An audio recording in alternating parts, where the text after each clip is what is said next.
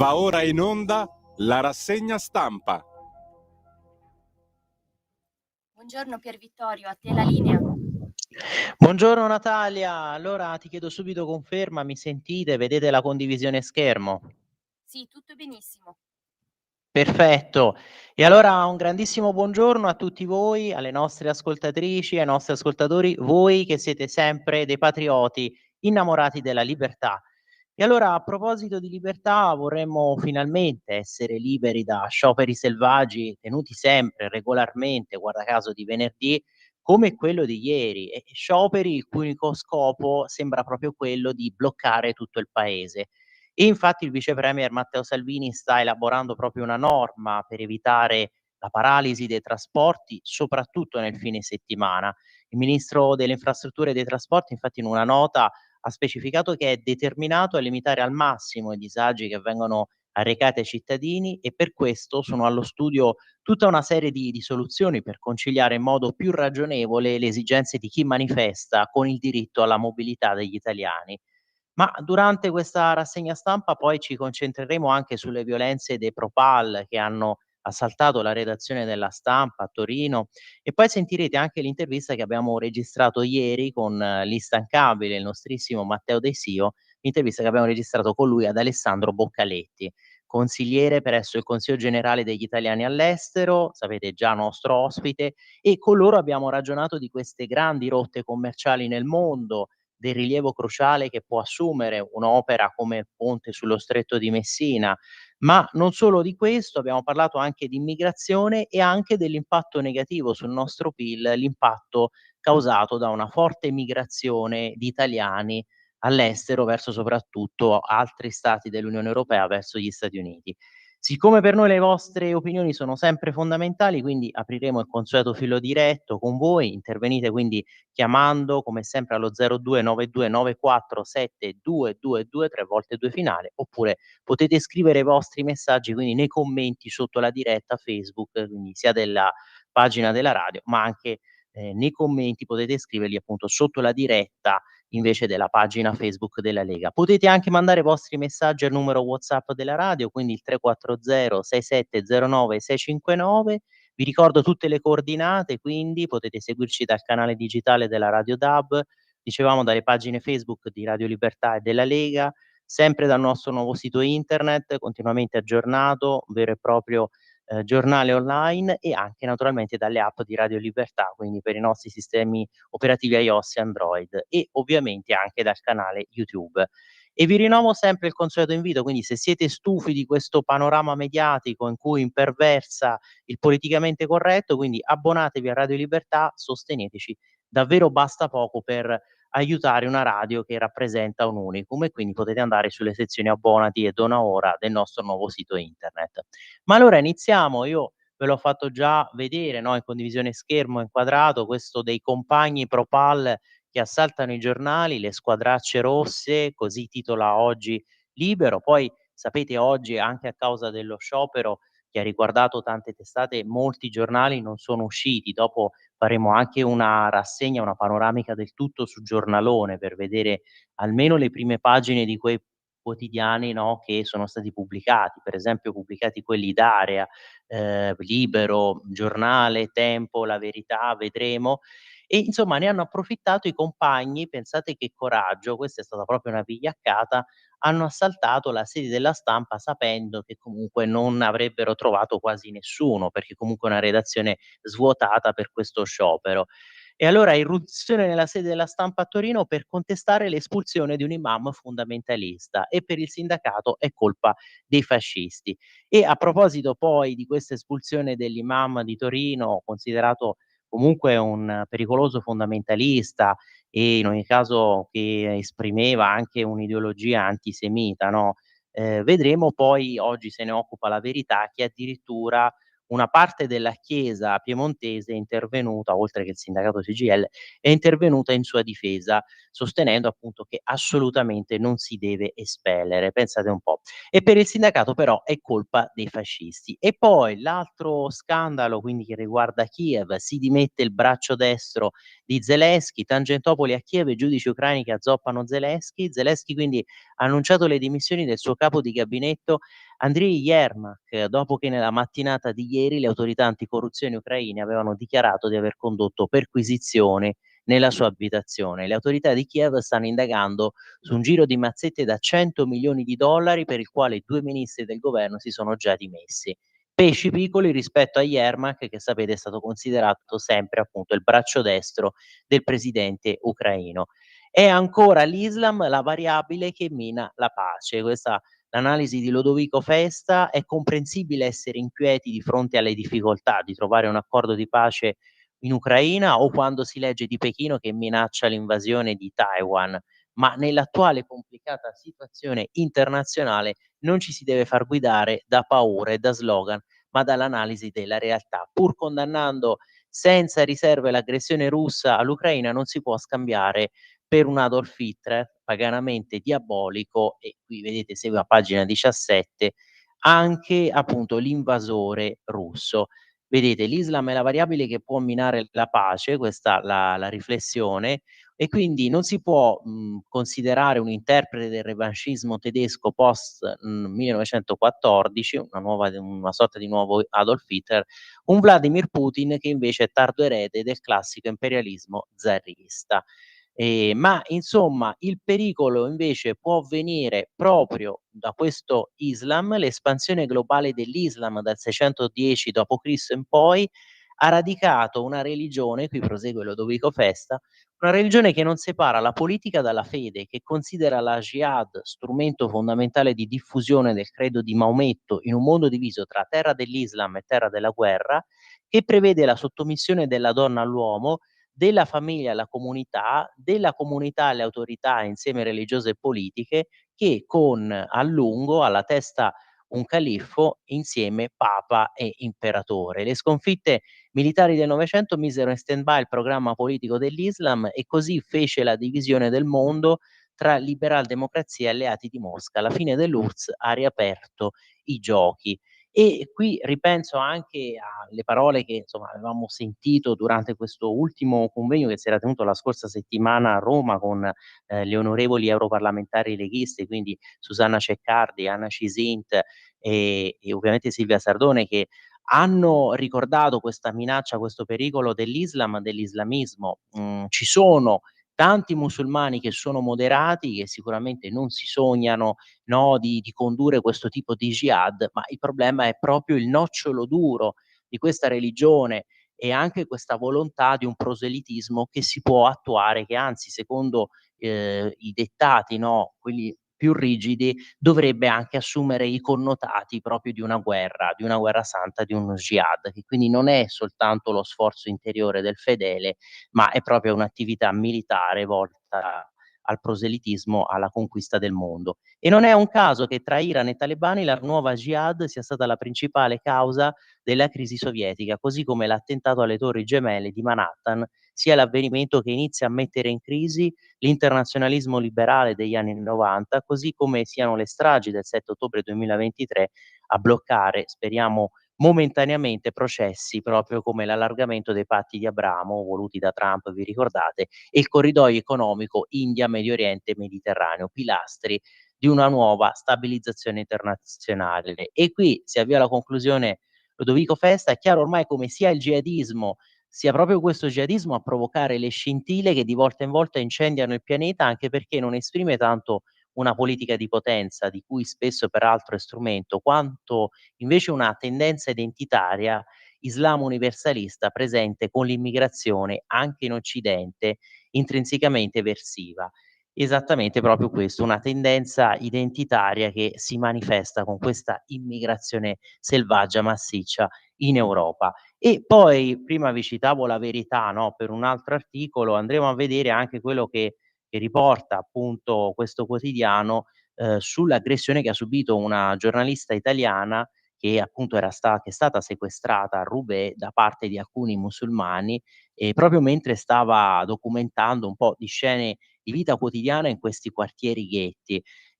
Giornalista di Fuori dal Coro. Probabilmente avete già iniziato a leggere anche delle parti, no, sui giornali online, ma ovviamente ci torniamo. Questo anche per far capire come poi è cambiata la geografia, è cambiato lo spazio con questa immigrazione che riscrive anche un po' l'urbanistica delle città europee.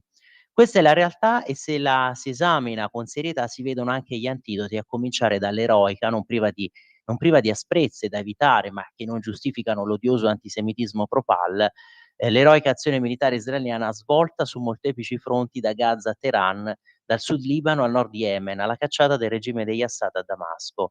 È un contributo rilevante che viene proprio dai processi di modernizzazione della penisola arabica e dal riformismo dell'Islam avviato in Marocco, Indonesia e l'Università Azhar del Cairo. Ecco perché, combinando fermezza e umanità anche nei confronti della sfida che reca all'Occidente l'immigrazione islamica, si può costruire una via di uscita da quello che è comunque oggi un possibile serio rischio per la pace globale. Insomma, islamismo, questa ideologia fanatica, no, di conquista del mondo che è una prima minaccia alla pace globale, alla pace del mondo, ma ovviamente per questa terza guerra mondiale a pezzi, come l'aveva definita Papa Francesco, il fronte caldo rimane quello ucraino. E su questo scrive Mario Secchi, qui nel suo editoriale di oggi di Libero, vedete, l'ora dei veleni che lascia a Putin la prossima mossa.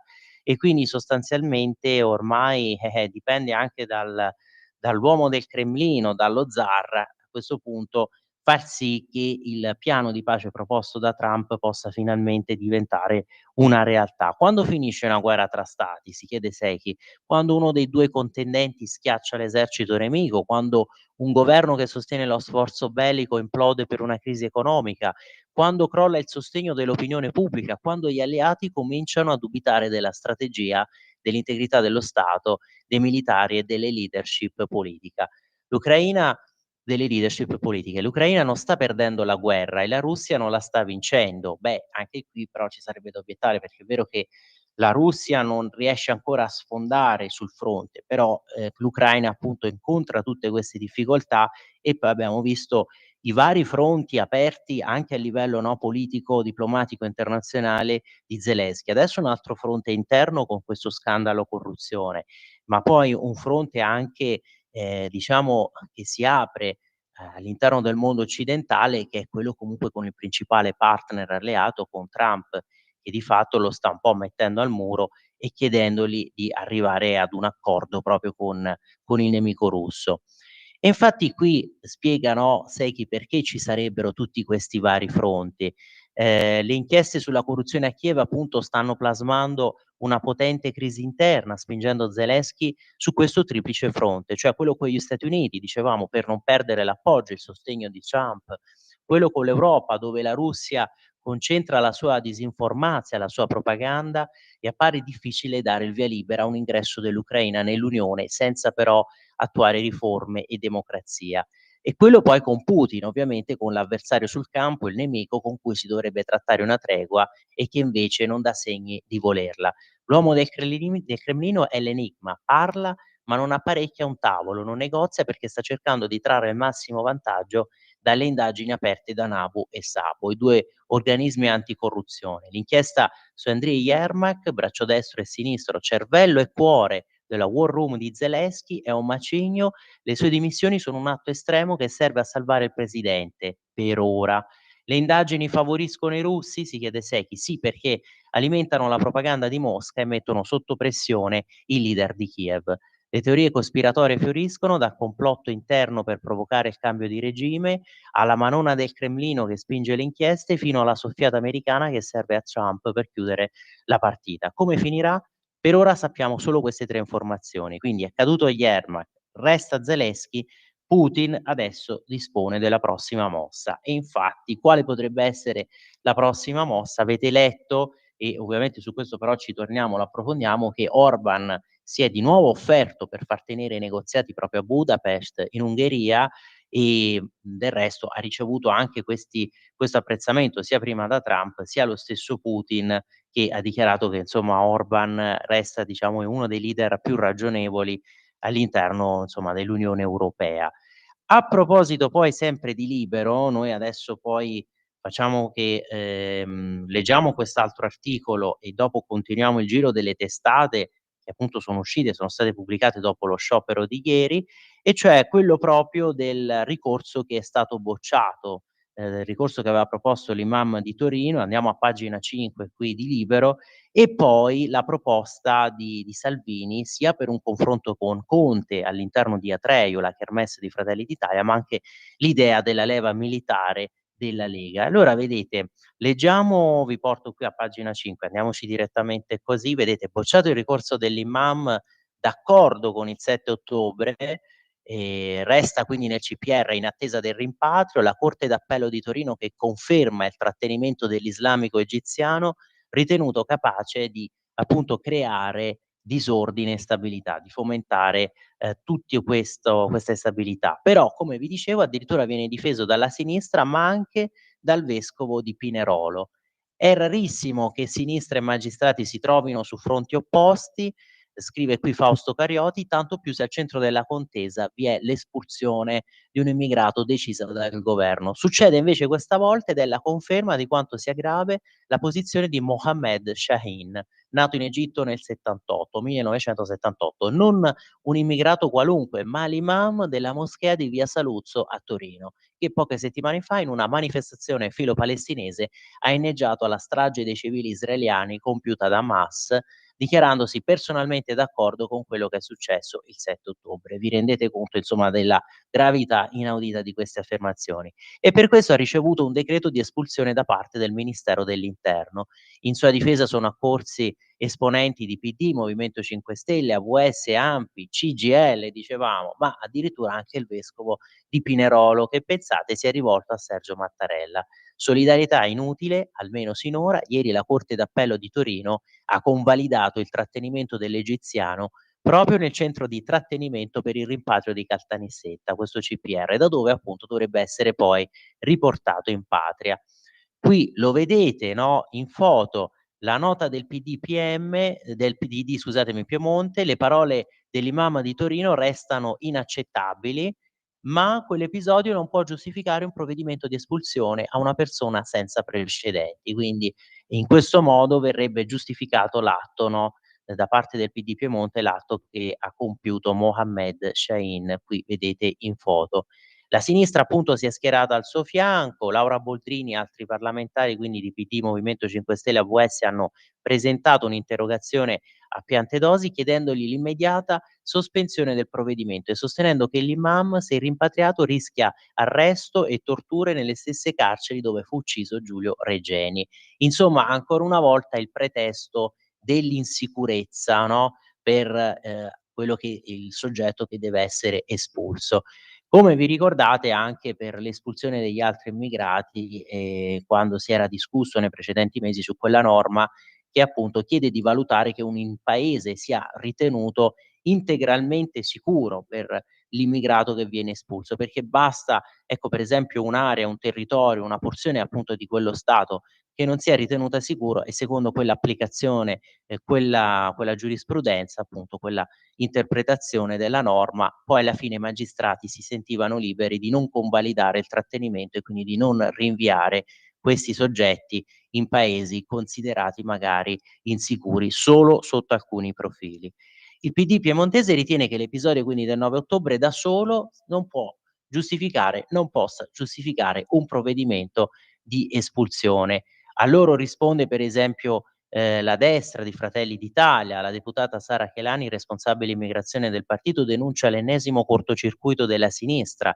Nei salotti televisivi chiedono più sicurezza e avete visto, no, ultimamente quella che sembra essere la svolta securitaria della sinistra, che è stata sempre insensibile a questo tema, anzi ha sempre accusato la destra di sfruttare questo argomento e adesso invece sembra farsi portavoce di quella sensazione di insicurezza che però aleggia soprattutto poi abbiamo visto nelle città amministrate e governate dal centrosinistra che riempiono, no, si piazzano sul podio delle città più insicure. Sono sempre poi quelle a guida PD. E allora, nei salotti televisivi la sinistra accusa il centrodestra al governo di non agire abbastanza per la sicurezza, chiedono più sicurezza, salvo poi opporsi con manifestazioni e interrogazioni parlamentari all'espulsione di un soggetto che ha definito il massacro compiuto dai terroristi di Hamas il 7 ottobre 2023 un atto di resistenza. e alla mobilitazione per l'imam partecipa, e questo dicevamo veramente sconcertante, anche il vescovo di Pinerolo, Dario Olivero, presidente della commissione della CEI per l'ecumenismo. Assieme ad altri religiosi ha scritto a Mattarella una lettera in cui auspica che l'islamico egiziano possa essere rilasciato, che gli possa essere concesso di riprendere la sua permanenza in Italia e così la sua opera di dialogo e di solidarietà. Nessun segnale è però giunto dal Quirinale. E insomma, si spera che sia un silenzio dissenso. Ma io vi citavo appunto la proposta di Salvini per un confronto con Conte nel festival Kermesse di Atreio, e poi questa idea di una proposta di leva militare, però su base volontaria e da strutturare soprattutto come servizio civile per la comunità, un'idea che viene proprio dalla Lega e dal deputato Eugenio Zoffoli. Allora andiamo a pagina 14 di Libero di oggi, ve lo apro così. Ecco, qui vedete in foto Matteo Salvini, Salvini che vuole il duello con Conte 14 dicembre ad Atreju, dopo la sfida lanciata e vinta da Meloni con Elly Schlein, e lì veramente la figuraccia rimediata da Schlein, sul punto è intervenuto anche Casalino, spiegando che effettivamente Conte poi fa bene a questo punto a presentarsi, no, lì, ad attuare questo confronto, mentre invece la Schlein ha dimostrato insomma proprio una sorta di fuga, evitando così appunto il confronto.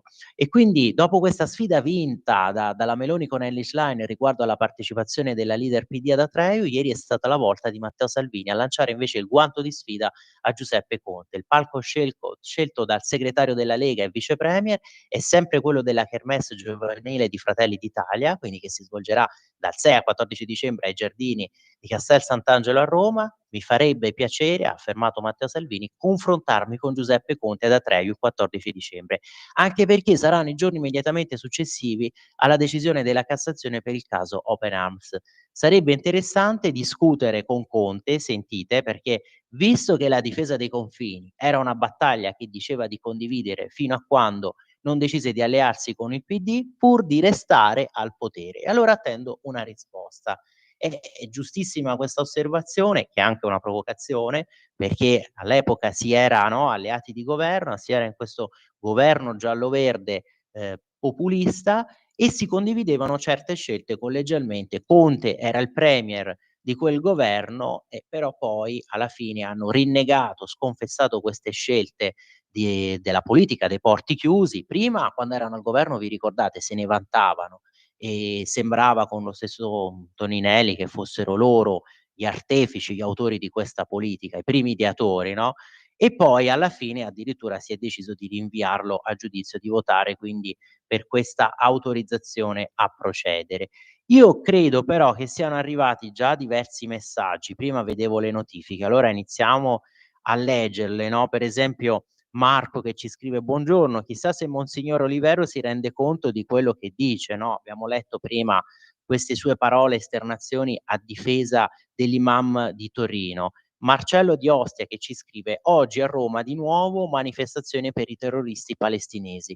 Basta con questi esseri inutili e dannosi, è urgente prendere esempio dalla Cina, che ai delinquenti", e qui attenzione però Marcello c'hai scritto qualcosa, diciamo che mi faccio interprete io in questo momento di qualcosa che può essere, no, una sorta di censura di politicamente corretto. No, scherzo, però effettivamente Marcello hai ragione quando dici che, tutte queste manifestazioni poi alla fine sono inutili, sono inconcludenti, e però a volte sono anche pericolose e dannose, e oltretutto si manifestano anche, si concretizzano in vere vigliaccate, come stavamo dicendo prima, perché si è deciso, no, da parte loro di assaltare la sede della stampa, guarda caso quando si è trovata vuota, quando si sapeva che non ci sarebbe stato nessuno, e allora il grande coraggio di questi leoni che si sono fiondati lì. Marco poi che ci scrive: "Mentre si ciancia a vanvera, l'Unione Europea continua a stringere il cappio al collo su informazioni, mobilità, pensiero.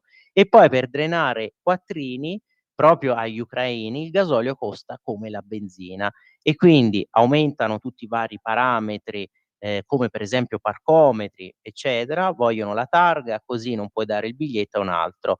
E poi qui, Marco che ci scrive, vabbè, a proposito, ti stai riferendo, qui vedo che scrivi anche di questa querela che c'era stata tra Matteo Salvini e Matteo Gracis. E però a proposito del costo del gasolio, Marco, che c'è scritto comunque dei carburanti, lì poi apriremo una finestra perché commenteremo anche questa scelta di Orban, no, di ridirsi disponibili a tenere dei negoziati con Putin, perché Orban poi sul punto è rintervenuto dicendo: "Ma noi siamo riusciti ad ottenere anche queste condizioni favorevoli da parte della Casa Bianca, le esenzioni, no, sulle sanzioni occidentali al gas russo e comunque su queste forniture, proprio perché abbiamo bisogno, siamo un paese ovviamente che non ha coste, che non si affaccia sul mare, l'Ungheria sapete è proprio nel cuore del continente europeo, no, in questo heartland, e per questo motivo è riuscito anche a convincere Trump, sapete nell'incontro alla Casa Bianca, ad ottenere queste esenzioni. E quindi un Orban che si è rifatto portavoce ancora, bisogna rimarcarlo questo, bisogna notarlo, si è rifatto portavoce degli interessi genuini del proprio paese. E allora, a proposito invece di questa proposta, come verrebbe strutturata, no, qui chiamata in gergo la NAIA della Lega per formare cittadini migliori, se ne occupa Fabio Rubini che sapete, no, su Libero spesso scrive proprio di Lega, ecco, di proposte che vengono dal Carroccio. Zoffili che spiega questa sua idea durerà quindi 6 mesi e oltre al percorso militare, questa sua idea diciamo di servizio militare che però si affianca anche appunto a quello civile che servirà proprio ad apprendere tutto quello che serve per la gestione delle emergenze. E qui Zoffoli infatti ricorda anche quando lui è stato per esempio impegnato come volontario della protezione civile, nel 2009 sono stato all'Aquila dopo il terremoto, è stata una delle esperienze più formative che io abbia mai vissuto. Per questo sono convinto che insegnare ai nostri giovani come comportarsi in situazioni di emergenza le aiuterebbe a scegliere la strada giusta e a scartare quella sbagliata. E sarebbe anche più al passo con i tempi rispetto a una leva obbligatoria tradizionale come quella che c'è stata in Italia fino al 2005. E qui mi viene da notare polemicamente, non so voi cosa ne pensiate, ecco, non ditelo a Crosetto che invece ha tutt'altra idea, no, della difesa, dell'impegno di questi giovani da reclutare con un servizio militare. È un altro tipo infatti di proposta.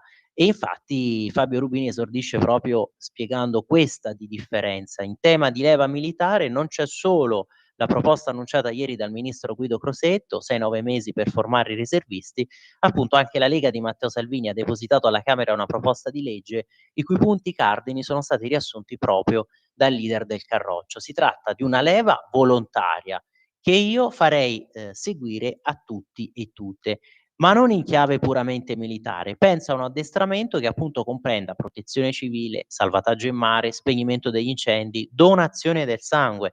Sapete, no, sul tema della donazione del sangue quanto sia sensibile Matteo Salvini. Farei appunto svolgere 6 mesi dedicati alla comunità, a tutte le ragazze e ragazzi come una sorta di educazione civica. Ad entrare ancor più nei dettagli di questa proposta leghista il deputato lombardo Eugenio Zoffoli, dicevamo che della legge sulla nuova NAIA è il primo firmatario. La nostra proposta per introdurre la nuova leva universale militare e civile è già da tempo depositata in Commissione Difesa alla Camera, pronta per essere discussa. 6 mesi di educazione civica su base provinciale e regionale, ecco anche questo secondo me è un tema, un aspetto da sottolineare, che deve essere su base provinciale e regionale, perché non ha senso, cioè essere, da per una recluta, no, essere magari destinato a tutt'altra parte d'Italia quando uno può rendersi utile, attivo, impegnarsi proprio per il suo territorio, per la comunità di riferimento, la comunità in cui è cresciuto, che l'ha educato, ecco.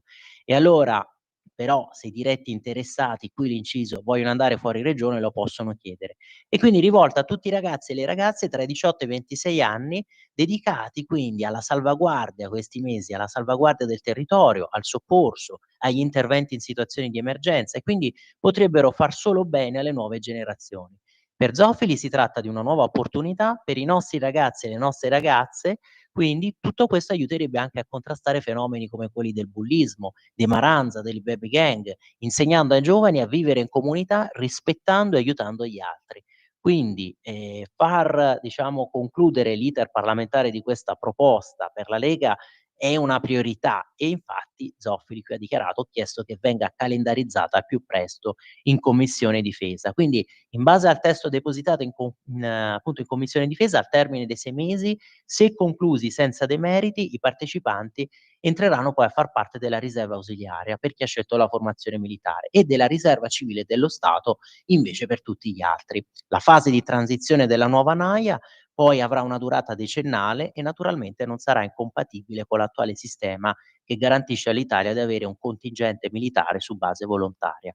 Presto il testo inizierà il suo iter parlamentare e vedremo se maggioranza e opposizione riusciranno a trovare un punto in comune. E allora, a proposito poi di punto in comune, dovremo anche ragionare su quella proposta di legge che appunto prevedeva il consenso libero attuale, in caso di rapporti sessuali, perché anche lì adesso c'è una sorta di retrofront richiesto da alcuni, no, nel centrodestra. Ci si è accorti che così come era scritta quella norma sarebbe stata una sorta di bomba giudiziaria, giuridica pronta a deflagrare, ma ce ne occupiamo fra poco perché Natalia me l'hai ricordato, sono già le 8:31. Allora, piccola pausa, noi ci ritroviamo fra pochissimo. Porta con te ovunque Radio Libertà. Scarica la app per smartphone o tablet dal tuo store o dal sito radiolibertà.net. Cosa aspetti? Ogni giorno migliaia di notizie ci raccontano i fatti che accadono in Italia e ogni giorno c'è una voce fuori dal coro. Quotidiano di Sicilia, il quotidiano d'Italia, l'informazione che ribalta i luoghi comuni, una vera visione dei fatti. L'Italia vista da sud. Ogni siciliano che vive in Italia e nel mondo è una risorsa, è protagonista della crescita della nostra nazione. Dai forza alla crescita della nostra isola, abbonandoti al QDS digitale più archivio a soli 99 euro anno. Quotidiano di Sicilia, il quotidiano d'Italia, una scelta di valore. Lo amiamo perché ci offre sempre le cose più buone e naturali. Linea Alberto Acerbis! Cari amici, care scette, cari siure, cari tutti di Radio Libertà, Alberto Acerbis è qua anche stamattina. Non dimentichiamo l'olio però, cioè confezione di Natale è una cosa che inizia e finisce, numero chiuso. Perché tu devi regalare qualcosa che non è che poi a Santo Stefano vedi il panettone che ti regalano se prendi le calze, detti anche scalfariccio. Cerchiamo di capirci, cioè parliamo di un regalo particolare che fa davvero la differenza né la qualità dei prodotti né come viene presentato. Detto questo, stiamo raccogliendo le olive ancora per 20 giorni, l'olio nuovo è pronto. Mio nonno in questo periodo mi diceva: Alberto, vecché Alberto, l'olio bulvo è sempre a galla in francese, in italiano Alberto vieni qua, l'olio buono viene sempre a galla. Quindi se volete le 6 bottiglie per dicembre, ma ne ho ancora 2, ne ho ancora una, aspetto, vediamo. Allora, guardate che noi roba di importazione no, quest'anno poche olive belle, poche belle, olio meraviglioso, prezzo vecchio. Io dicembre-gennaio vi garantisco ancora questa roba, poi permettetemi a gennaio ne riparliamo. Se volete l'olio Acerbis, se lo pensate come un qualcosa di diverso, a parte con 6 bottiglie fai 6 regali. Chiama 030 68 44 08 o visita olioacerbis.com e chiedi informazioni. Puoi parlare con me, con la Mire, se sono qua. Chiedete di me, fate quello che volete. Io sono qua, vi voglio bene, alla prossima.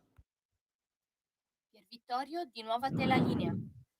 Grazie Natalia. Allora, vedete, se non ci son problemi riprendiamo perché qui, faccio diciamo un passo di gambero, no, torniamo indietro, andiamo a pagina 12 di Libero di oggi su questa inchiesta, la strana indagine di De Rao sulla Lega. Il deputato del Movimento 5 Stelle, quando era alla guida dell'antimafia, si interessò alla casa acquistata da Siri. E insomma, il 7 maggio del 2019 De Rao, che aveva scritto alla DIA, alla Guardia di Finanza, si interessa al caso, per questo acquisto, no, di un immobile. Qui vedete, no, i protagonisti della vicenda con Federico Cafiero De Rao e Armando Siri, ma anche Antonio Laudati. E l'11 giugno del 2019 De Rao invia ai PM di Roma gli accertamenti. Perché la Procura Nazionale Antimafia, quindi di Federico Cafiero De Rao, si interessò all'acquisto della casa dell'ex senatore della Lega Armando Siri, nonostante fosse fuori dai suoi confini giurisdizionali? E perché Cafiero De Rao, attuale deputato Movimento 5 Stelle, non fuga tutti i dubbi con i PM di Roma, che su questo lo interrogano nell'inchiesta sullo spione Pasquale Striano.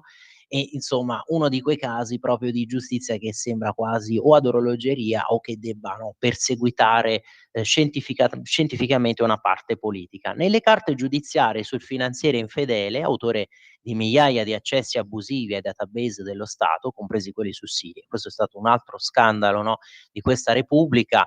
Se n'è pure parlato poco, si è voluto minimizzare, insomma, un maresciallo lì che si metteva ad accedere indisturbato a tutti questi dati. C'è pure però la storia di come la DNA, la Direzione Nazionale Antimafia, si sia occupata del rogito dell'allora sottosegretario ai trasporti, già sotto inchiesta per corruzione. Dati fondamentali, quindi dicevamo queste sono le tappe. Il 7 maggio del 2019 Cafiero De Rao che scrive alla DIA, alla Guardia di Finanza e al direttore dell'unità di informazione finanziaria di Banca Italia, segnalando di aver appreso da articoli di stampa dell'esistenza di una SOS, una segnalazione operazione sospetta, riguardante un mutuo erogato dalla Banca Agricola Commerciale di San Marino a favore di Siri per comprare una palazzina da €500.000 a Bresso. L'alto magistrato nella nota spiega che, poiché non risulta a questo ufficio pervenuta alcuna segnalazione riguardante tale operazione, è suo interesse conoscerne gli estremi. E i servizi giornalistici, cui fa riferimento in realtà, anticipano solo il contenuto di una puntata di Report andata in onda a 2 giorni proprio dal Consiglio dei Ministri, premier, ricordiamoci sempre Giuseppe Conte, che avrebbe poi revocato le deleghe al sottosegretario leghista. E in nessuno degli articoli si accenna al ruolo della mafia nella compravendita immobiliare. Perché allora, questa è la domanda, il capo della DNA, della Direzione Nazionale Antimafia, sente l'esigenza di capire se la SOS sia stata inviata, SOS inviata pure alla sua procura? Poi le frasi ai PM, appunto ai magistrati che il 23 ottobre di quest'anno lo sentono come persona informata sui fatti, il deputato pentastellato che spiega trassi la convinzione che la stampa avesse avuto notizia di questa SOS e mi preoccupai che fosse di competenza DNA della Direzione Nazionale Antimafia. Allora chiama l'aggiunto Giovanni Russo per chiedere lumi, ma dopo aver verificato che a noi non fosse arrivata mi tranquillizzai. Tutto risolto allora? Si chiede Simone Di Meo. No, continua Cafiero De Rao, mi viene un dubbio ulteriore, cioè che potesse esserci stata trasmessa con altri estremi.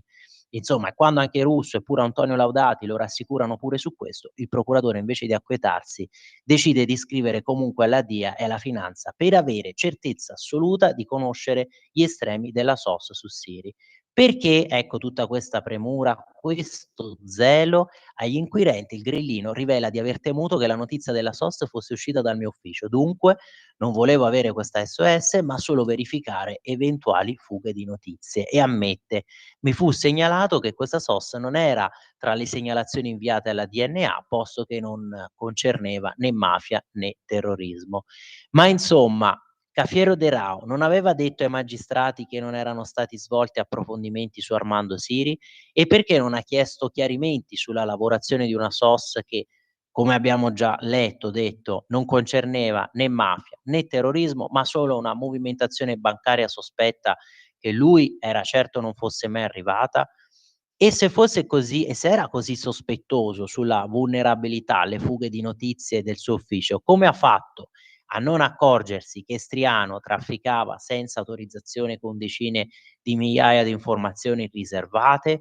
E quindi vedete è una vicenda che senz'altro va approfondita, perché lui, Cafiero De Rao, si preoccupava di verificare che non ci fossero state fughe di notizia. Alla fine in riferimento semplicemente a quello che poteva apparire come una banale, no, compravendita immobiliare, però non si capisce per quale motivo dovesse intervenire la DNA. Contemporaneamente quindi Cafiero De Rao si poneva questo problema di fuga di notizie, ma non si accorgeva che c'era lì proprio questo Striano che invece compiva a valanga, moltiplicato, no, nel tempo, questo accesso abusivo a sistemi informatici proprio per carpire informazioni di alcuni cittadini. E domande quindi che rimangono per il momento senza risposta. Lui ha anche dichiarato: "Io ho ritenuto che potesse trattarsi di riciclaggio attinenti alla materia della criminalità organizzata e che dunque la SOS fosse stata inviata, no, per questo motivo. E il procuratore ritiene quindi, sulla base di una sua convinzione personale, non di un dato, di un indizio, di una traccia, e così va a compulsare gli organi investigativi. Insomma, qualcosa sicuramente che merita approfondimento. Ma sono le 8:40, tu giustamente Natalia me l'hai ricordato, allora facciamo sentire l'intervista che abbiamo registrato ad Alessandro Boccaletti, a Matteo De Sio. Alessandro Boccaletti, abbiamo già detto, no, consigliere presso il Consiglio generale degli italiani all'estero, temi trattati, quindi grandi collegamenti strategici, le grandi rotte marittime, ponte sullo stretto, immigrazione, ma anche il tentativo di riportare quel capitale umano di lavoratori italiani che sono espatriati, che sono all'estero, il problema quindi di questa diaspora che causa anche un danno al nostro PIL. Allora 8:41, grazie Natalia, facciamo sentire questa intervista, abbiamo registrato ieri. Oggi sono con noi di Radio Libertà Alessandro Boccaletti, consigliere presso il Consiglio generale degli italiani all'estero, già nostro ospite. Alessandro, grazie per essere di nuovo con noi, è sempre un privilegio poterti avere come ospite. Un piacere, grazie, grazie. Grazie Alessandro, e grazie a Matteo De Sio, come sapete conduttore su Radio Libertà per il programma Te la rido io l'America. Grazie sempre Matteo per la tua partecipazione, sempre un piacere averti con noi. Grazie a te. Grazie Matteo. E allora Alessandro, vengo da te perché, come promesso, oggi ci dobbiamo occupare proprio di queste grandi vie commerciali nel mondo. È un tema che tu hai affrontato anche in una presentazione tenuta proprio in Romania, e hai fatto notare che in un mondo sempre più competitivo l'Italia deve competere anche con il Pireo in Grecia, e quindi il ponte sullo stretto di Messina assume proprio un rilievo cruciale. Dati di Webuild, il ponte potrà arrivare ad una capacità massima di ben 200 treni al giorno, 6.000 veicoli all'ora, e abbiamo letto però che questa Corte dei Conti, insomma, ha negato il visto alla delibera CIPES per l'opera per la presunta violazione di 2 direttive europee, quella sull'habitat e quella sugli appalti. Però comunque il Ministero delle Infrastrutture e dei Trasporti, guidato appunto dal vice premier Matteo Salvini, in una nota ha precisato che tecnici e giuristi sono già al lavoro per superare tutti questi rilievi e per finalmente dotare l'Italia di un ponte unico al mondo per sicurezza, sostenibilità, modernità. Sì, infatti confermo, in questi giorni sono appena rientrato dalla Romania, dove c'è stato questo incontro a Costanza anche con la controparte rumena per quanto riguarda la geopolitica strutturale nel mondo delle 3 potenze che sono, abbiamo detto, Cina, Russia e Stati Uniti, e di come l'Europa si dovrebbe riposizionare nell'ottica di queste grandi vie commerciali che si stanno aprendo, perché ricordiamoci che anche la stessa guerra in Ucraina prima o poi finirà. Si è parlato molto della rotta artica, perché in questi giorni, il 18 di ottobre, dalla Cina fino alla Gran Bretagna, per la prima volta è stato utilizzato il Transpolar Route, che proprio attraversa il Polo Nord, proprio in via verticale, e una nave container enorme ha raggiunto il porto di destinazione di Gran Bretagna in 18 giorni. Usando i rompighiaccio russi nucleari, perché la Russia ha questa grande disponibilità di navi nucleari e rompighiaccio. Le rotte artiche per principio sono 5, c'è la Northeast Passage che è più lenta, che è molto vicina alla Russia, poi c'è il North-East Route, che è un pochettino più in mare aperto, non così vicino alla costa, poi c'è la Transpolar Route che attraversa dallo stretto di Bering, arriva direttamente, si può vedere alla Norvegia, all'Islanda come riferimento, una linea retta, sono 6.000 km di distanza dalla Cina. E poi abbiamo il Northwest Passage, che è però più lento, quello che costeggia col Canada, che però sono zone più fredde tecnicamente a livello del pianeta, e poi la rotta artica, che è quella che passa sotto la Groenlandia, parte dal Canada, passa sotto la Groenlandia e arriva fino a Murmansk. Queste sono le 5 rotte. Ovviamente i ghiacci si stanno scomparendo con una certa rapidità, e nell'ottica del 2030, 2040, ma forse anche prima, le rotte polari dovrebbero essere completamente accessibili al 100% in tutti i periodi dell'anno, specialmente la Transpolar Route, quella verticale che è la più diretta, è la più veloce. I cinesi vogliono scendere a 12 giorni, da 18 giorni a 12 giorni. per cui stiamo parlando veramente di tempi molto brevi di consegna, e questo è un punto che dopo enfatizzo con maggior rilievo. Dal lato est c'è il discorso ferroviario, il China Land Bridge, dove già prima della guerra c'erano treni che viaggiavano nell'ottica di 12 giorni dalla Cina fino a Duisburg, per dare un riferimento. I cinesi sono fortissimi nella logistica perché loro hanno fatto questo tipo di investimento. Loro dicono, bene, ferrovia veloce, infrastrutturale importantissime. Poi ci sono 2 centri di logistica fondamentali dove ci sono gli scarti ferroviari, perché in Cina lo scarto ferroviario, come in Europa, di 1435 mm, nell'ex Unione Sovietica 1520, lo scarto ferroviario, e dopo in Europa 1435. Per cui ci sono 2 punti dove deve essere fatto il trasbordo dei container da treno con uno scarto più grande a uno scarto più piccolo. Questo ho visto io in un centro in Ungheria, a Feneslica, al confine con l'Ucraina, che è già predisposto per il futuro, che potrebbero già muovere qualcosa come 1 milione di container all'anno, tutto con il CAD, con il joystick. In 2 ore si riesce a muovere un intero convoglio di 25 vagoni con tutti i container, in soli 2 ore. Impressionante. Per cui stiamo parlando di tempi rapidissimi per il trasbordo di questi container. Comunque il China, pensare che il concetto di China Railway Express è nato nel 2016, stiamo parlando di 10 anni fa. In 10 anni sono stati fatti degli investimenti strutturali nell'ottica della velocità veloce, del trasporto delle merci veloci impressionanti. E dicevo che l'obiettivo loro, della controparte cinese, ma anche europea, perché ho visto la simulazione che era dell'IKEA, di 10-12 giorni per quanto riguarda le consegne direttamente dalla Cina all'Europa stessa. Poi c'è la terza via, l'IMEC, che adesso anche lo stesso onorevole Formentini sta trattando in via molto dettagliata. Questa riguarderebbe l'alternativa alla via della seta, con un po' saltare il discorso del canale di Suez, con un misto fra nave e ferrovia, e dall'India all'Europa, e lì toccherebbe il Mediterraneo, e lì si ritorna sul discorso del Pireo, ma anche noi della Sicilia, di Trieste, delle consegne dall'India in 18 giorni. 18 giorni dove però abbiamo una concorrenza diretta col Pireo, perché il Pireo è controllato dalla Cina e stanno facendo investimenti strutturali sostanziali per quanto riguarda lo sviluppo sia della parte autostradale ma anche ferroviaria, dal Pireo fino su al centro Europa, per il nord Europa, per il centro Europa fino alla Germania, insomma. Anche lì ricordiamoci che loro hanno l'ottica di fare 1000 chilometri in un giorno con i treni. Questa è la regola che si sono posti i cinesi. 1000 chilometri in un giorno. Stiamo parlando veramente di logistica velocissima. E un'ultima cosa, ad esempio Belgrado-Budapest, la ferrovia finanziata dai cinesi, 1,8 miliardi, tanto per dare un'idea.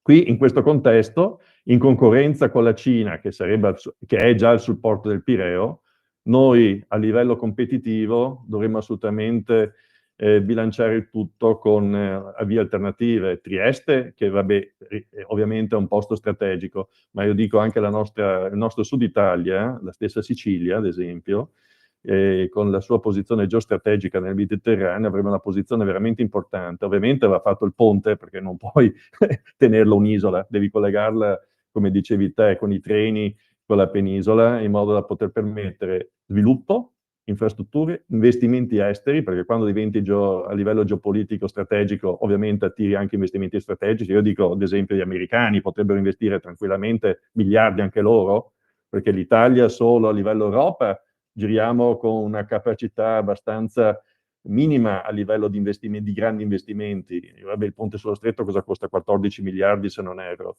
Però se parliamo di cinesi che dall'altra parte possono stanziare 100 miliardi senza problemi dei progetti infrastrutturali, a noi necessitano partner che possono investire veramente in molto, molto grandi numeri e soprattutto tempi brevi.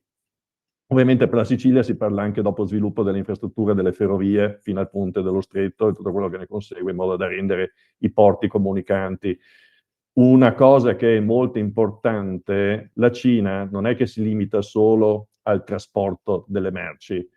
Loro enfatizzano tantissimo, ne abbiamo parlato anche in Romania, nei centri di assemblaggio e di logistica presso questi porti bagnati, porti asciutti. Porti bagnati sono quelli ovviamente sul mare, porti asciutti sono quelli ferroviari, dove sviluppano strutture di assemblaggio di alta tecnologia e dunque di alto valore aggiunto, per cui dire Cina a basso prezzo non è più il concetto, è Cina competitiva con prodotti di alta tecnologia tipo fibre di carbonio innovative, settore auto, idrogeno, tutto quello che riguarda l'LNG, tutto ciò che riguarda anche l'industria di sviluppo del futuro, ma soprattutto politiche industriali ad alto valore aggiunto.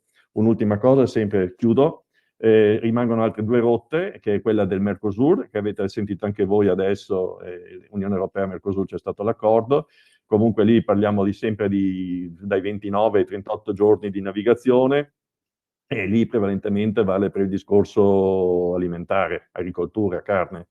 E poi gli Stati Uniti, 20 giorni di navigazione però ancora molto costosa, per cui lì ci sarà probabilmente uno sviluppo col discorso anche delle rotte artiche, soprattutto per il discorso dei porti del gas e l'LNG e per gli accordi presi con i dazi, no? Ci siamo impegnati a comprare diversi prodotti dagli Stati Uniti, in particolare l'energia, dove però i porti principali sono in North Carolina, in Maryland e in Louisiana, per quanto riguarda, però lì stiamo parlando di 20 giorni. E insomma, veramente rimaniamo un po' sbigottiti, no? Sentendo questi dati, vero Matteo? Vedendo che la Cina è proiettata verso il futuro alla velocità della luce, Italia e Europea, insomma, devono iniziare a correre ancora di più. Vengo da te allora, Matteo, prego. Proprio oggi il Sole 24 Ore apre con la prima pagina con un settore delle auto che ormai, con le auto elettriche, ormai è sempre più in mano della Cina, come dicevi giustamente tu, Alessandro. La problematica più grande che possiamo riscontrare è che noi invece europei, togliendo poche persone interessate all'argomento, ci puntiamo il dito contro, parlando ancora di rinnovabili, parlando ancora della casa che deve avere un certo dato per quanto riguarda l'energia pulita. Invece il resto del mondo non sta ad aspettare noi europei, questo che dobbiamo pensare, questo che ci dobbiamo imprimere nella mente. Stiamo vedendo un'Europa che è sempre più lontana dagli scenari più importanti di politica internazionale, sia per quanto riguarda il conflitto in Ucraina, sia per quanto riguarda il commercio, sia per quanto riguarda l'innovazione tecnologica. Questo incontro a cui ha partecipato in Romania mostra come nessuno oramai ha questo timore reverenziale, possiamo dire così, verso un'Europa che non solo sembra stanca, e per questo invece te lo spiegherai tu ovviamente, non solo sembra stanca, ma anche pigra e restia al cambiamento, perché affaccendata in tutt'altre dinamiche che ovviamente tolgono energie a queste possibilità che, come hai detto giustamente tu, sia col Pireo Europa, che in mano alla concorrenza, perché la Cina dovrebbe essere concorrenza, e il doverci affidare a sperare, anzi, a investimenti statunitensi invece che partner europei, proprio per quanto riguarda il ponte, fa capire quanto siamo veramente più in lotta fra di noi per motivi futili piuttosto che guardare al futuro, come diceva anche per Vittorio. Infatti aggiungo una cosa, il mondo si sta orientando come ordine proprio a un just in time. Just in time vuol dire 10-12 giorni di consegna. A questo punto la domanda da porsi è: se tu in grandi centri produttivi, dove possono costruire economie di scala, ovviamente, riescono a produrti e a consegnarti la merce con magazzino loro, dove il magazzino lo fanno dalla loro parte, in 10 giorni il prodotto in Europa, la domanda da porsi è chi produce più in Europa. Cioè, il problema è che è un discorso di vantaggio competitivo, perché siamo indietro tantissimo. E ricordiamoci che la Cina tutto questo l'aveva già disegnato più di 10 anni fa. 10 anni oggi in questo mondo veloce sono tantissimi e siamo molto indietro. Infatti guardiamo, ci stiamo perdendo col discorso a livello politico col ponte sullo stretto, quando sarebbe da fare oggi. però abbiamo questi problemi, lo sappiamo molto bene. E invece, ecco, cambiando argomento, perché Alessandro, tu recentemente hai incontrato poi al Parlamento rumeno, ad esempio, il deputato Petru Puscasu, ma anche rappresentanti della comunità italiana, imprenditori italiani che sono attivi lì nel paese rumeno. Ecco, e durante questo confronto è emerso che appunto alcune dinamiche migratorie rumene sono simili a quelle italiane. Per esempio, risultano circa 7,3 milioni di cittadini italiani iscritti all'AIRE, quindi che sono residenti all'estero, mentre sono più di 6 milioni i rumeni all'estero, quindi cifre abbastanza simili. Soltanto che se storicamente gli italiani immigrati quindi sostenevano le famiglie che erano rimaste in patria qui in Italia con consistenti rimesse, adesso questo flusso è quasi azzerato e anzi sta accadendo un fenomeno opposto, perché adesso le rimesse degli stranieri che sono in Italia e che inviano queste rimesse all'estero ammontano a quasi 43,7 miliardi di euro. E quindi bisogna anche qui intervenire, insomma. Infatti, allora, la nostra immigrazione, guardavo i dati prima dell'Istat, sono 190.000 gli italiani che sono immigrati all'estero nel 2024. Se tu metti nell'ottica mediamente che un italiano che lavora dovrebbe muovere dai 2.000 ai 3.000, considerando anche la parte lorda, intendo la parte fiscale, tutto quello che segue a livello anno, stiamo guardando che l'Italia a livello annuale, solo dalla nostra immigrazione, perde qualcosa come 7 miliardi di euro all'anno. Su questo si aggiunge il discorso dell'immigrazione, dove abbiamo quasi 7 milioni di immigrati, no? Residenti, di stranieri residenti in Italia. Però il dato allarmante dalla Banca d'Italia è che questi immigrati consumano pochissimo nel nostro paese, per cui ricchezza prodotta in Italia, però fanno rimesse dirette all'estero, come noi facevamo una volta, no? Quando la prima immigrazione, quando immigrava, rimetteva tutto quanto in Italia, no? Le famiglie. Questi qua spendono niente in Italia e solo nel 2024 8,3 miliardi in un anno solo di rimesse dirette ufficiali, sono quelle che insomma la Banca d'Italia è riuscita a rilevare. Ricordiamoci che dopo sappiamo molto bene i sistemi arabi usano il sistema della Vala, ad esempio, dove si dice io ti do i soldi qua, tu me li fai avere di là, cioè insomma c'è tanto sommerso dietro. In 5 anni, dal 2020 al secondo trimestre del 2025, la Banca d'Italia ha rilevato 43,7 miliardi di ricchezza dall'Italia che se ne è andati in rimesse dirette all'estero, da parte di questa immigrazione ufficiale. Però ancora oggi, stavo leggendo su Sky Insider, ad esempio, c'era scritto che il nostro paese sta sempre più invecchiando, no? E per cui abbiamo tantissime badanti, tanto per dare un'idea. Il mercato delle badanti mi faceva impressione leggerlo, perché dicono che non ci sono in regola qualcosa come 47% delle badanti. 47% delle badanti che muovono qualcosa come 13 miliardi di euro all'anno. Per cui se parliamo che quasi il 50% lavora in nero, forse buona parte di queste rimesse anche dirette all'estero sono risultato dal lavoro in nero che vengono dopo rimesse all'estero, perché ricordiamoci che quando fai la rimessa non ti chiedono da dove ti vengono i soldi. Se tu hai la Western Union, tu mandi via 500, 1000 euro alla volta, capisci anche te, in questo modo muovi diverso denaro con la nostra base di immigrazione che abbiamo in Italia. Per cui insomma i valori di ricchezza che lascia l'Italia è molto alto. Ed è una ricchezza che noi la perdiamo dopo nei consumi che dopo andrebbero a toccare anche tutto il regime IVA di conseguenza, no? Perché ovviamente vengono comprati i prodotti. E dall'altra parte perdiamo nostri italiani con un'immigrazione di una popolazione che insomma inizia a essere un po' troppo in sofferenza nell'ambito lavorativo, per cui assolutamente dobbiamo richiamare investimenti in Italia, investimenti fondamentali da dove poi fai partire grandi progetti tipo il ponte sullo stretto, infrastrutture, logistica. L'Italia è strategica a livello di geopolitica nella logistica, nella posizione nel Mediterraneo e dobbiamo sfruttare questo, è fondamentale e non c'è più tempo. Eh sì, verità sacrosante, peccato però che poi parte dell'opinione pubblica sia un po' pigra e assuefatta a alcuni dogmi, diciamo, preconfezionati dell'immigrazionismo e del woke, vero Matteo? Perché il tema Sì. dell'immigrazione Il tema dell'immigrazione che è sempre spinoso, la gente in questo caso non vuole capire, ma soprattutto chi dei media tratta l'argomento non vuole far capire quanto questa ricchezza è perduta e non ci troviamo in una situazione in cui, come hai già detto giustamente giustamente tu, in un paese che invecchia sempre di più e quindi i nuovi capitali, insomma, all'interno del nostro paese faticano ad arrivare.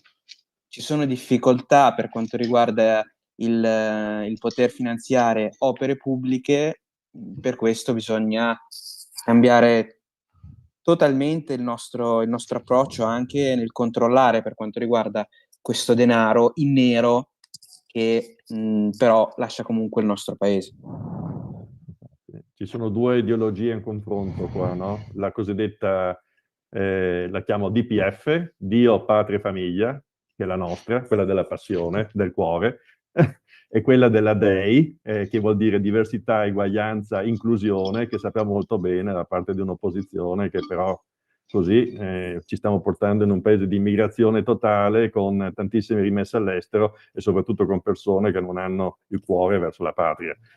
Ecco, ho chiuso con Assolutamente questo, sì, perché... giustissimo. Infatti, no, speriamo di recuperare proprio questo slancio patriottico e soprattutto anche di far capire un po' com'è la situazione ai tanti che dicevamo prima, no, assuefatti a questi dogmi. Però, insomma, anche i recenti risultati, penso per esempio al Veneto, al radicamento, fanno ben sperare. Poi, chissà, comunque questo governo è già superato il giro di boa e comunque si spera, no, anche che si possa arrivare ad una riconferma per poter poi continuare ad attuare anche quelle misure che sono state già comunque proposte, discusse, iniziate. Pensiamo per esempio alla cittadinanza a punti, permesso di soggiorno, tutte quelle proposte, anche per esempio quella anti-Maranza, perché effettivamente si deve iniziare a porre un argine. Poi in attesa anche della sentenza che verrà dalla Cassazione sul caso appunto Salvini del vice premier per decidere se effettivamente un ministro degli interni, anche qui insomma abbastanza sconcertante, possa nell'esercizio delle sue funzioni fermare queste invasioni o comunque porre dei limiti a appunto un'immigrazione selvaggia e irregolare.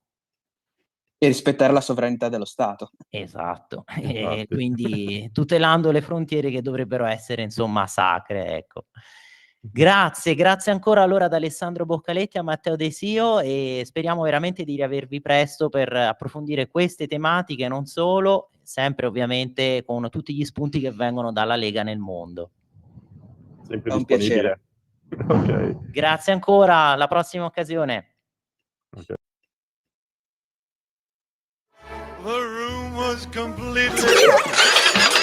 Stanco di perderti i tuoi programmi radiofonici preferiti? Vorresti la tua musica, le tue voci amate sempre con te, ovunque tu vada? Radio Libertà, l'applicazione che trasforma il tuo smartphone e tablet nella tua radio personale. Scaricala ora, è gratis per i dispositivi Android e iOS. Avrai tutta la programmazione quotidiana di Radio Libertà a portata di mano. Scopri di più su radiolibertà.net. Semplicemente la tua radio. A te la linea, Pier Vittorio.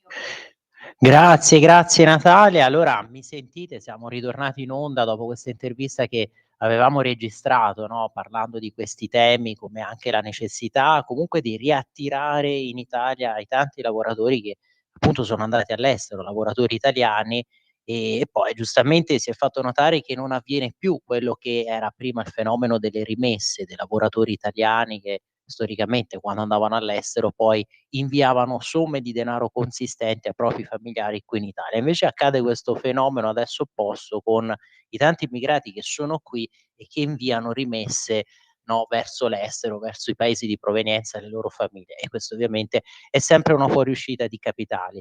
Ma allora, per completare la rassegna stampa, vedete oggi a pagina 2 proprio di Libero questo terremoto politico a Kiev sullo scandalo Mazzette e Mazzate, ecco il gioco di parole che serve per descrivere tutto questo. I giudici più letali dell'Armata Rossa, infatti prima leggevamo dall'editoriale di Secchi, tutto questo poi giova a Putin che sicuramente ne approfitterà e probabilmente anche per questo motivo tenderà anche a traccheggiare, a tergiversare nella firma comunque di un accordo, di una pace, proprio perché vuole capitalizzare questo momento di debolezza anche politica proprio della nomenclatura ucraina. La Tangentopoli appunto ucraina che fa cadere un'altra testa, ma contro Yermak non ci sono accuse chiare. Scoperto dall'agenzia anticorruzione uno schema di pagamenti illeciti da $100 milioni all'Energoatom, l'azienda proprio quella dell'energia atomica. Kiev annuncia subito il passo indietro del consigliere del leader. Una fotografia tratta da un video diffuso dal Ministero della Difesa russo che appunto mostra questo obice semovente pesante, Malka, che apre il fuoco contro le postazioni ucraine. Che cos'è la NABU? Prima l'abbiamo citata, è proprio questo Ufficio Nazionale Anticorruzione dell'Ucraina, è un'agenzia governativa indipendente creare per combattere la corruzione ad alto livello nel paese. E vi ricorderete che Zelensky aveva provato anche ad occuparsi di questa agenzia, di questo ufficio, a riorganizzarla, a tenerla, no, alle proprie dipendenze, e però poi anche l'opinione pubblica ucraina e gli stessi comunque partner occidentali avevano esercitato delle pressioni sul presidente ucraino perché questa centralizzazione non avvenisse, ecco, questa subordinazione. I compiti principali: indaga su corruzione di alto profilo, effettua perquisizioni e arresti, raccoglie prove, porta i casi davanti ai tribunali, spesso in cooperazione con la procura anticorruzione. Sostegno politico USA. La creazione della NABU rientrava nel pacchetto di riforme anticorruzione sostenute da Washington dopo il 2014 e nel 2025 NABU e SAPO hanno avviato proprio centinaia di nuove indagini, inclusi casi su reti che vendevano esenzioni o posti migliori ai soldati. Vi ricordate, ce ne eravamo occupati proprio perché anche lo stesso Fatto Quotidiano aveva tenuto questo reportage, aveva fatto vedere che la corruzione è talmente endemica che dei giovani pagavano per sottrarsi appunto al reclutamento. Cooperazione con l'FBI. NABU ha una collaborazione strutturata con l'FBI, almeno dal 2016. Nel 2023 è stato firmato questo memorandum of understanding per intensificare quindi lo scambio di informazioni. E poi quello che vi stavo anticipando, cioè che Putin accetta questa proposta di Orban, il vertice a Budapest, accordi bilaterali per l'energia, il cancelliere tedesco Merz è critico, la visita a Mosca non concordata con l'Unione Europea e quindi l'Ungheria come terreno neutro per il dialogo. E quello che stavamo prima anche commentando, no, a proposito diciamo dell'apprezzamento che ha incassato questo leader magiaro Orban, qui vedete a colloquio con Vladimir Putin ieri al Cremlino. Fra i risultati politici, Putin ha accettato la proposta di ospitare a Budapest i colloqui con gli Stati Uniti, parlando di posizione equilibrata di Orban sull'Ucraina. La capitale magiara quindi torna con forza a fare concorrenza alla turca Istanbul come sede di colloqui e sarebbe avvantaggiata dal fatto che sia Putin che Trump apprezzano entrambi Orban. Il leader magiaro ha appunto le spalle coperte dagli americani dopo che fin dal suo incontro col presidente Donald Trump alla Casa Bianca lo scorso 7 novembre, quello che stavamo dicendo prima, ha beneficiato dell'esenzione per un anno dalle sanzioni statunitensi, quindi sugli acquisti di petrolio russo, dato che il paese non ha coste e non può ricevere gas liquefatto via nave. Orban ha annunciato di avere, grazie alla trasferta a Mosca, mantenuto questo approvvigionamento energetico dell'Ungheria sicuro e accessibile quest'inverno e il prossimo anno. Fra i nuovi accordi russo-magiari, oltre a confermare l'acquisto di idrocarburi, contando che da Mosca arrivano l'80% quindi del fabbisogno ungherese di gas e il 92% di quello di petrolio, anche i lavori per ampliare l'unica grande centrale nucleare magiara, quella di Pax, che agli esistenti 4 reattori da 500 megawatt l'uno ne aggiungerà altri 2 da 1200 megawatt costruiti dall'agenzia atomica russa Rosatom e operativi entro il 2023. Insomma, questa visita che ieri ha compiuto Orban a Mosca, siglando nuovi accordi col presidente Vladimir Putin, ha rimarcato questa frattura, questa linea di faglia fra Budapest, che fin dall'inizio della guerra russo-ucraina ha sempre mantenuto buoni rapporti con i russi, mirando alle loro forniture energetiche, e quindi una frattura invece con l'Unione Europea che del resto, sapete, ha spesso osteggiato gli ungheresi su varie questioni come il contrasto all'immigrazione. E quindi Unione Europea che torna a criticare Orban perché i paesi UE attaccano il leader magiaro, notando che dall'inizio della guerra in Ucraina, quindi nel febbraio 2022, siamo già al suo quarto incontro con Putin, sapendo che si sta sabotando il piano UE di azzerare l'import energetico dalla Russia entro il 2027. È stato caustico appunto il cancelliere tedesco Friedrich Merz. Orban non ci ha consultato su questo viaggio, ma non siamo sorpresi, non gioca con la nazionale europea da un po' di tempo e la visita rientra in questo contesto. Insomma, sentite, parole al vetriolo, quelle di Merz, ma del resto, lo stavamo leggendo, la frattura è sempre più netta, vero, rispetto agli altri partner europei. E ci avete scritto anche a proposito dell'Ucraina, ma stiamo vedendo che cos'è l'Ucraina o no? ancora la stiamo tenendo in piedi, cosa bisogna realizzare ancora, cosa deve accadere per aprirci gli occhi. Ci ha scritto questo nostro ascoltatore poco fa, non si è firmato, e però quindi non vedo il suo nome, no. E invece un altro messaggio a proposito poi sempre dei rapporti di forza nel mondo e anche i rapporti però comunque di approvvigionamento con la Russia. Se avessimo tirato in Europa la Russia con le sue immense ricchezze, quindi se l'avessimo attratta a noi, con la Russia che è già, qui ci scrive un nostro ascoltatore, anche lui non si è firmato, che è già geologicamente Europa la Russia, invece quindi di continuare a muovere guerra contro appunto questo gigante asiatico, saremmo diventati una potenza economica, industriale e commerciale planetaria, altro che Cina e America. In questo modo il nodo Russia-Cina sarebbe stato risolto, invece abbiamo realizzato esattamente il contrario e purtroppo abbiamo visto, no, come sono degenerati i rapporti tra Russia e Unione Europea con tutte queste crisi. Prima abbiamo ricordato ad esempio, no, lo snodo del 2014, quando ci fu di fatto questo cambio di regime in Ucraina, abbiamo citato quando si era chiesto da parte proprio di Washington di cambiare anche la struttura anticorruzione in Ucraina, il pacchetto di riforme anticorruzione, quanto è cambiata, no, la situazione, e all'epoca adesso tutti questi che attaccano, criticano Putin, che per carità, lo ricordiamo, è stato l'aggressore, però tanti che erano leader di governo e che incontravano Putin in bilaterali e che stringevano accordi e che comunque negoziavano con lui, con quello che appunto è dipinto come il grande Satana adesso. Ma allora, per completare questa rassegna stampa, io adesso vi porto sulle altre testate, intanto vedete il colpo d'occhio di oggi, purtroppo con di fatto solo i quotidiani di area di centrodestra che sono stati pubblicati, sono usciti, infatti vi volevo aprire anche la pagina di giornalone di oggi, no, delle prime pagine, ve la apro da qui e vedete alla fine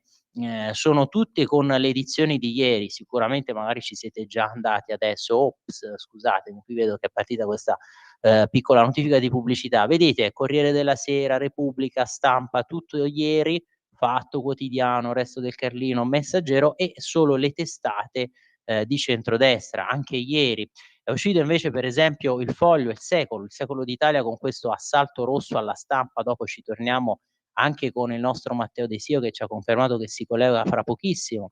E qui vedete Il Foglio di oggi, ve lo volevo segnalare, l'edizione che esce appunto per oggi e domenica 30 novembre, per gli articoli che riguardano proprio il tema del riarmo, la visita poi del Papa in Turchia, vedete il Papa sulle rovine della Chiesa Unita che riparte dalle basi, Leone XIV fra Istanbul e Nicea che parla di fede e dottrina, oggi va alla Moschea Blu, domani si parte per Beirut.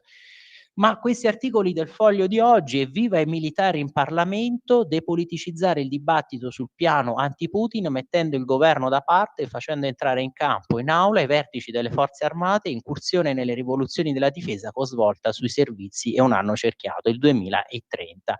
E qui sostanzialmente si fa riferimento al fatto, si spiega che per di fatto anche consultare, o meglio, per far comprendere all'attuale maggioranza, ma anche alle opposizioni, a quelle opposizioni che sono considerate più ostili al piano del riarmo, per far comprendere questa necessità comunque di maggiori investimenti nella difesa, far capire quello che sta accadendo in Russia, comunque questo avversario putiniano, di fatto l'idea qui di Crosetto che viene spiegata è quella di far intervenire tutti questi vertici delle forze armate, forze militari, farle intervenire in Parlamento e spiegare quali sono le criticità, perché bisogna affrontare questa sfida, perché bisogna riarmarsi.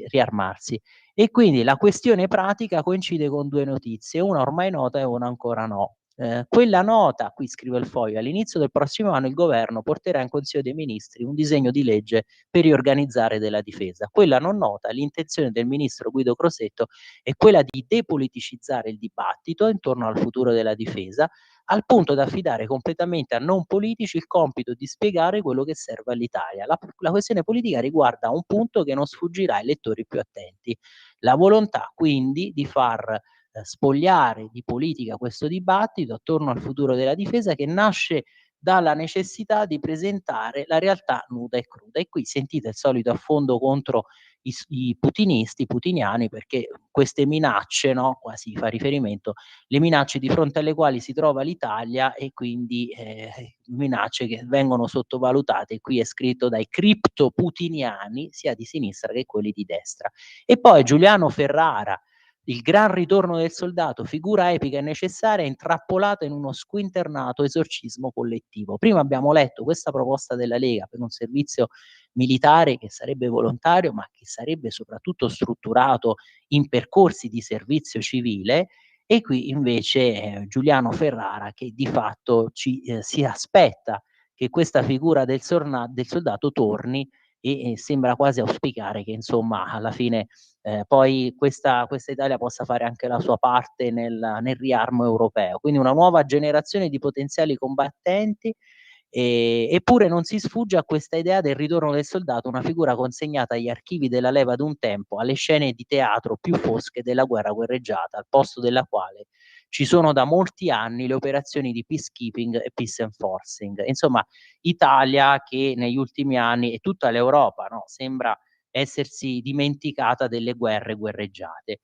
Ma io prima di iniziare la nostra conversazione con Matteo, che credo ci abbia già raggiunto, allora facciamo così, guardate, vi leggo, vi faccio vedere soltanto la prima pagina del giornale di oggi e poi del Tempo, perché da questa poi volevo anche indirizzarvi proprio a pagina 3 di oggi con l'articolo di Giubilei sulla proposta di Salvini che studia questo disegno di legge per evitare la paralisi dei trasporti. Vedete intanto prima pagina di oggi del giornale che riporta anche i sondaggi sul governo, comunque sulla tenuta della maggioranza, perché qualcuno aveva detto ultimamente alla luce dei risultati nelle regionali, no, soprattutto di Puglia e Campania, volendoli proiettare poi su scala nazionale, qualcuno aveva sostenuto, soprattutto a sinistra, vedete il centro-sinistra è competitivo, il campo largo può vincere, se la può giocare le prossime elezioni politiche. Invece, primi sondaggi dopo le regionali, male la sinistra, e quindi vi consiglio di andare qui, vedete a pagina 5, vi ci porto da qui, con la crescita poi della Lega che registra questo ulteriore 1%, vedete totale poi del centrodestra 50,5%, doccia fredda per Elli e compagni, altro che spallata, il centrodestra guadagna, l'effetto figo non basta. Ma poi vi dicevo di andare a pagina 3, questo dopo ovviamente magari ci ritorniamo anche nella nostra conversazione. La serrata di ieri è un flop, ora Salvini studia una legge per evitare la paralisi dei trasporti. Scrive Francesco Giubilei, adesione al 6%, sotto le aspettative dell'USB, gli italiani si sono stufati dei venerdì di caos, secondo i dati della Commissione di garanzia, pensate, nel 2024 ci sono state 622 mobilitazioni, poco più di 1,5 al giorno. Ora è il giro di vite, e infatti per questo il ministro dei trasporti Matteo Salvini ha seguito con attenzione le conseguenze dello sciopero di ieri, consapevole che nuove agitazioni sono state annunciate anche nelle prossime settimane, con ormai consueta scelta del venerdì. Il ministro spiega il MIT in una nota: è determinato a limitare al massimo i disagi per i cittadini, per questo sono allo studio una serie di soluzioni per conciliare in modo più ragionevole le esigenze di chi manifesta con il diritto alla mobilità degli italiani. L'obiettivo è evitare che il paese venga sistematicamente paralizzato, soprattutto nei fine settimana. Allora, 9:18, Matteo, credo che appunto tu ci abbia raggiunto, vero? Mi confermi? Ci senti? Esatto, buongiorno a te e buongiorno a tutti i radioascoltatori.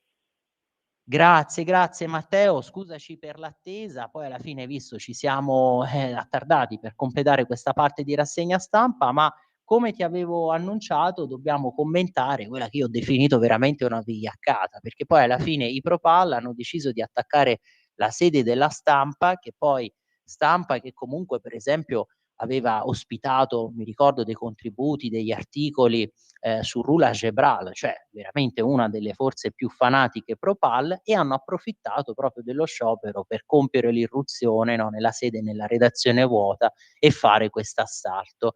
E quindi Matteo ti chiedo, ovviamente mi viene da domandarti, quasi nulla di nuovo sotto il sole, la solita violenza prima verbale che poi tracima in violenza fisica da parte di questi estremisti. Esatto, violenza fisica, tra l'altro parlando poi di tematiche in cui l'Italia ha sì un peso, ma molto, molto leggero rispetto al panorama internazionale. Nonostante questo, i collettivi pro-PAL mettono tutta la pressione su personalità e su aziende italiane per quanto riguarda la fine del conflitto. Con Esatto. attacchi che, come hai definito tu, vigliacchi o comunque aggressivi, proprio per nella fascista Italia, come dicono loro, alla fine sono loro ad avere squadriglie di intimidazione.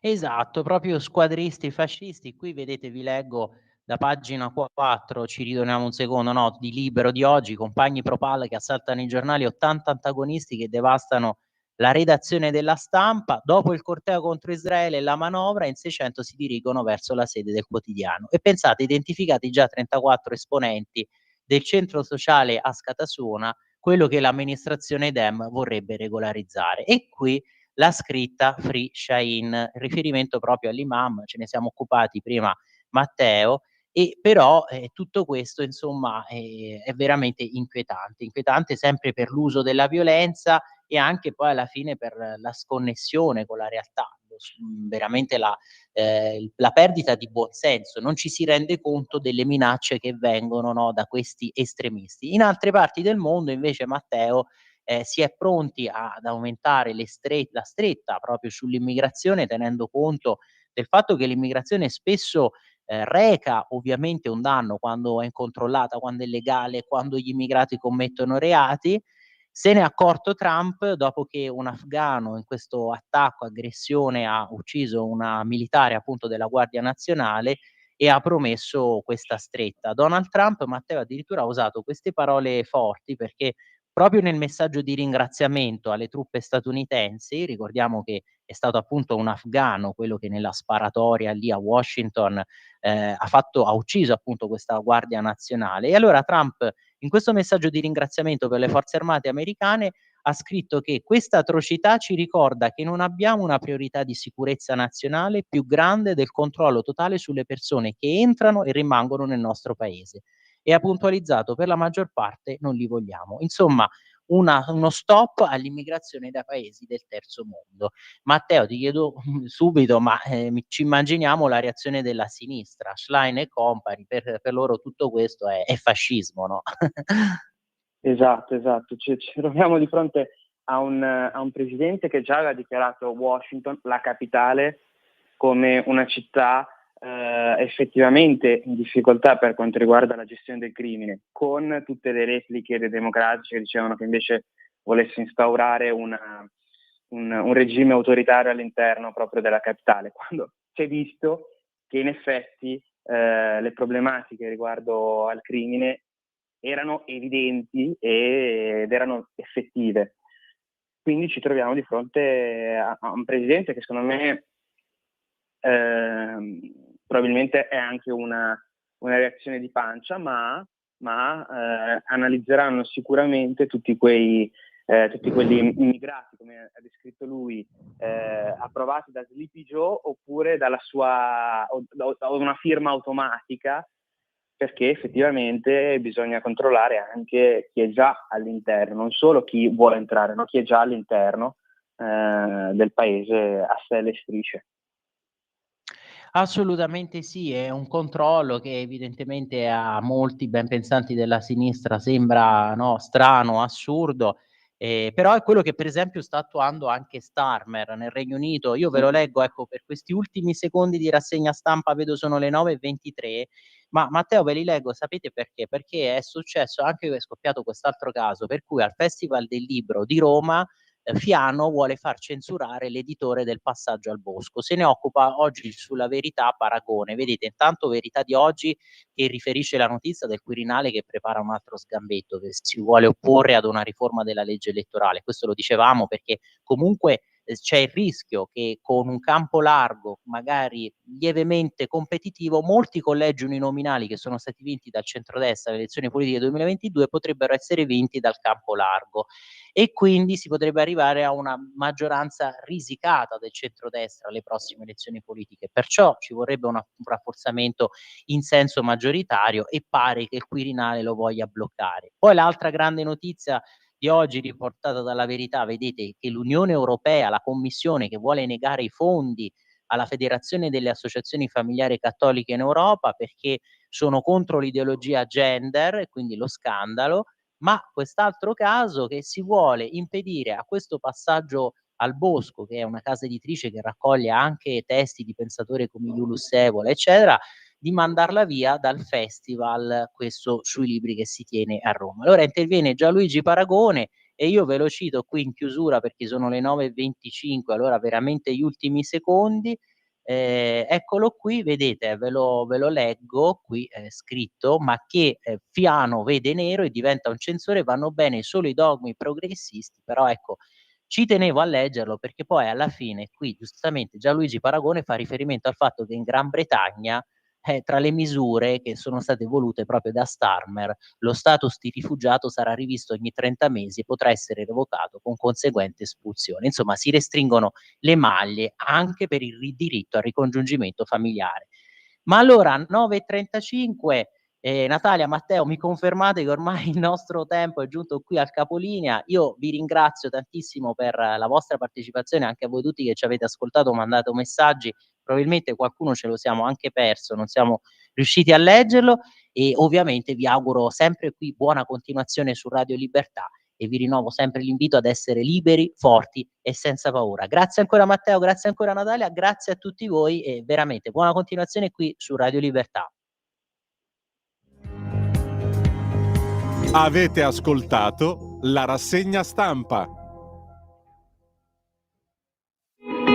In quanti ti promettono trasparenza, ma alla fine ti ritrovi sempre con la bocca chiusa e non puoi dire quello che pensi? Radio Libertà non ha filtri né censure. Ascolta la gente e parla come la gente.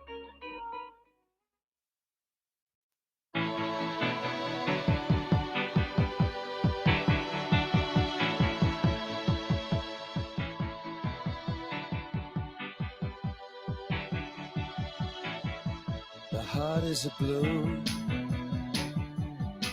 shoots up through the stony ground. There's no room.